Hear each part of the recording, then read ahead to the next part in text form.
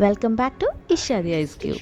ഇന്നത്തെ വീഡിയോയ്ക്ക് എനിക്കൊരു സ്പെഷ്യാലിറ്റി ഉണ്ട്. കാരണം എൻ്റെ മകൻ ആദ്യമായിട്ടാണ് തിയേറ്ററിൽ വന്നിരിക്കുന്നത്. അപ്പോൾ തിയേറ്ററിൽ എക്സ്പീരിയൻസ് അവനെ ഫീൽ ചെയ്യിക്കണമെന്ന് നമുക്ക് ഒരുപാട് കാലത്തെ ആഗ്രഹമായിരുന്നു. പക്ഷേ അവൻ കംപ്ലീറ്റ്ലി നമുക്ക് ആ മൂവി വാച്ച് ചെയ്യാൻ അവൻ സമ്മതിക്കുകയോ ഇല്ലയോ എന്നുള്ളൊരു ഡൗട്ട് ഉണ്ടായിരുന്നു. അപ്പോൾ ഈ പ്രാവശ്യം വന്നപ്പോൾ നമ്മൾ അവൻ ഐസ്ക്രീംസും നഗറ്റ്സും അവൻ ഇഷ്ടപ്പെട്ട ഫുഡ് ഐറ്റംസ് ഒക്കെ കൊണ്ടുവന്നിട്ടാണ് തിയേറ്ററിൽ എത്തിയത്. അതുകൊണ്ട് തന്നെ നമുക്ക് മൂവി ഫുള്ളായിട്ട് വാച്ച് ചെയ്യാൻ പറ്റി.